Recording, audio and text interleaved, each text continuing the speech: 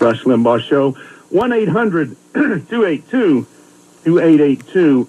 And now we're going to talk a little bit now about President Trump and how I think that a lot of my friends in Hollywood are missing the point really badly.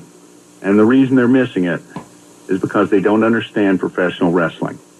And I'm going to explain it right now. But before I get started, I do want to say to all my friends and colleagues out in Hollywood right now, I want you to understand something. Everything that you are feeling right now, all this fear and this outrage, and that you feel like the country is being destroyed by a madman and the country has elected this awful, crazy person, that feeling of, we got to stop this, we have to resist, I want you to know something.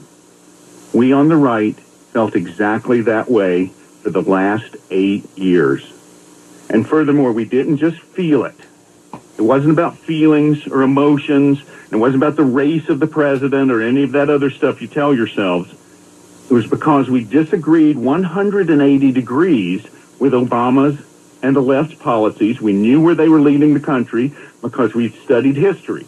We've seen the effects of left's policies in places like Venezuela and Cuba, every other leftist hellhole on the face of the earth, and we did not want America to go there. So stop taking this ridiculous, masochistic comfort in some idea that you care about the country more than we do. You don't. And the fact is, as far as I'm concerned, you don't understand the idea of the country as well as we do, and therefore you cannot care more than us. You haven't even bothered to understand the Founding Fathers, the documents that they wrote that created the country. So give us a break. You're not morally superior to us because of your politics. You don't care more about the poor than we do because you want the government to take other people's money and dole it out to people so that you don't have to get your hands dirty and you can still think that you're being charitable. Now, but also, for the last 8 years, we not only felt like the country is being turned towards a socialist hellhole, we didn't see anybody standing up to it. Now, we saw a lot of people in the GOP campaigning on one thing, like repealing Obamacare and stopping the appointment of these leftist judges and opening up access to our natural resources and so on. But then once they were elected, they would just get steamrolled by the Democrats. And see, this is where professional wrestling comes in. And you're going to have to know a little bit of history about it. For years, the GOP has been functioning like the old-fashioned good guy or the babyface wrestlers. That's the terminology, babyface. Remember that. The babyface would always get cheated by the heels, who in this case were the Democrats, and they would never cheat back. They would always lose. They'd get hit by the foreign object, or the masked bad guys would kick the hero in the head with a loaded boot, or Gorgeous George. It goes all the way back that far. Gorgeous George, his valet would spray perfume in the guy's eyes, and they would lose. But in their mind, they were playing fair, and they were losing with integrity. And that was the important thing. That was the lesson for the audience. And see, wrestling went on like that for years, because wrestling has always been about making the audience hate the bad guy. That's what makes marks. Those are what wrestling fans are called, marks. That's what makes them buy tickets. The bad guy makes the audience so furious that they're willing to spend some money to see somebody kick that guy's ass, or even pretend to kick his ass. And this went on for years. See, the good guys would never cheat until Hulk Hogan.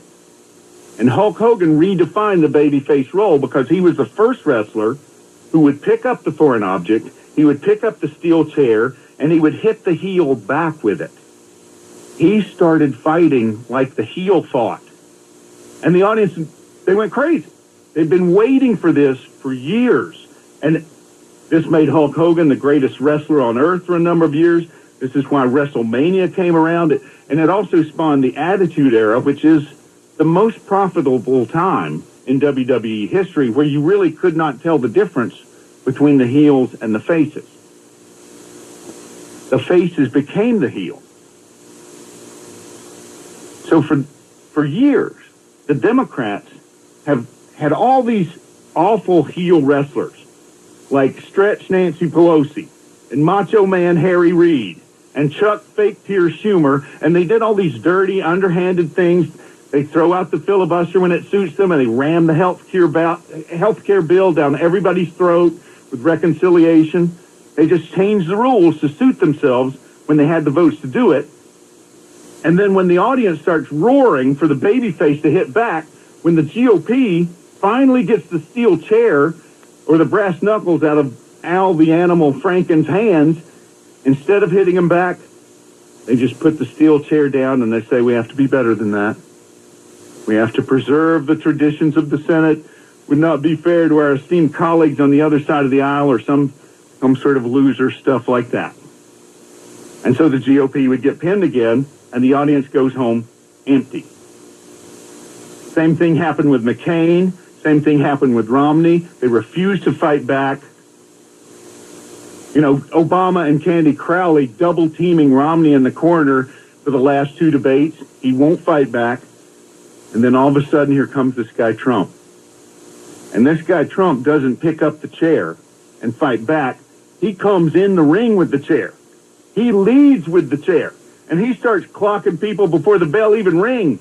He's plowing through the primaries. He's whacking people. He's calling them Little Marco, whack. Lion Ted, whack. Carly Fiorina, look at that face, whack.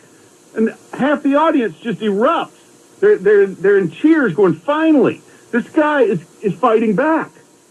And that's what you don't understand. Trump will pick up the steel chair. Trump is a throwback to the Attitude Era, and this is why Trump won the Republican primary.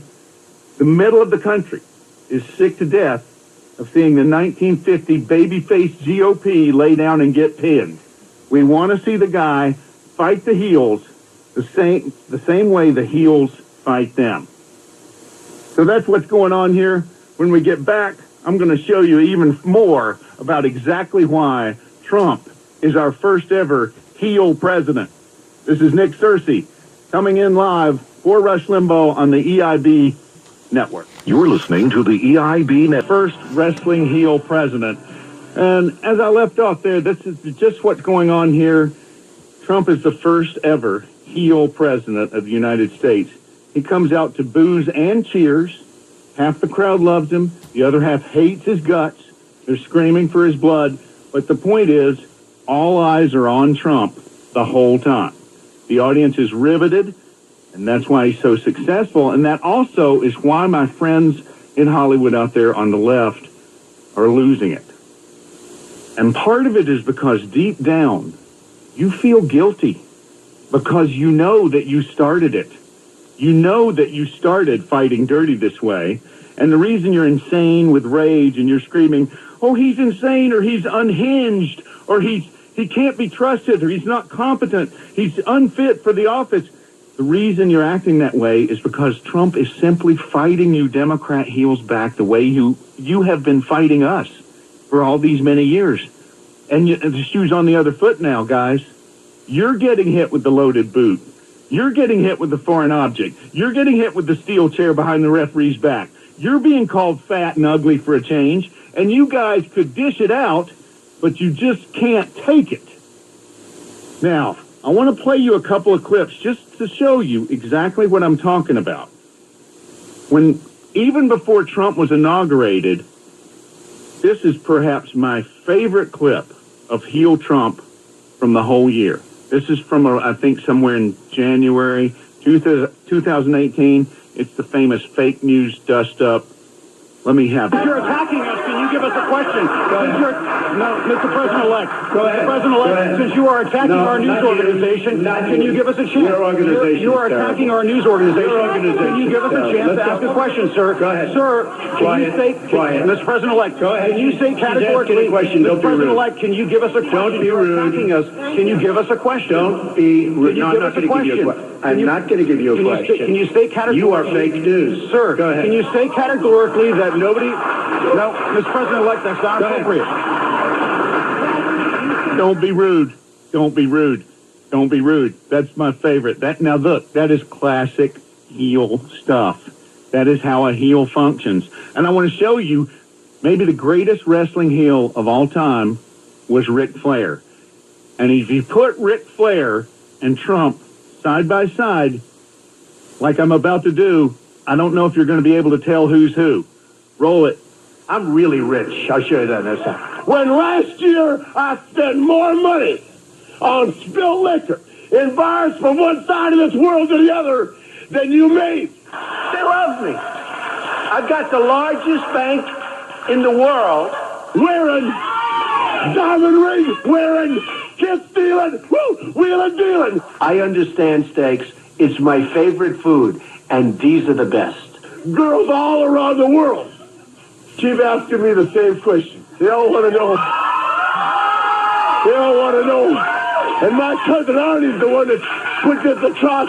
They all want to know what's causing all this. The thing they most want, you know what? One of the top 10 things, anything Trump.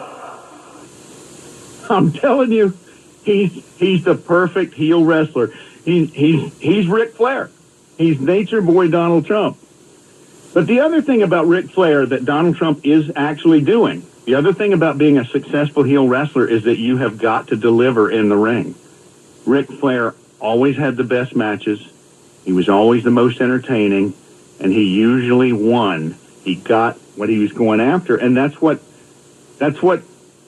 Trump's been doing. He's just been winning over and over and over again, and that's what made you guys so crazy over this tax package. This tax cut package that Trump just got passed. So you guys on the left, this was like a loser leaves town match or a hair versus hair match, which Donald Trump actually won a hair versus hair match at WrestleMania 25 against Vince McMahon. You just thought this was at the end all or be all, and this was your chance to put down the heel once and for all and stop his reign of terror. But of course, the heel won. Trump won. He got his tax cut package in, and he goes on tweeting, which drives you marks on the left crazy, and you start screaming again that he's unfit and he's deranged, and he gets the largest tax cut in 30 years past. He opens Anwar for drilling. He gets rid of the Obamacare mandate, signs an order canceling 2 regulations for every one new one, gets the economy ready to roar again, and then he goes down to a rally in Florida or Georgia somewhere in front of 30,000 screaming fans, and he holds the belt up over his head, and he screams, "I am still the champ," just like the Nature Boy Ric Flair, and it makes you guys crazy with rage, and it makes me laugh hysterically. Because, see, I'm a student with an understanding of professional wrestling showmanship, and I know what Trump is doing. Stay with us. We're going to go to the phones as soon as we get back. This is Nick Searcy, subbing for Rush Limbaugh on the EIB Network. You're listening to the EIB Network. Rush Limbaugh, WLN.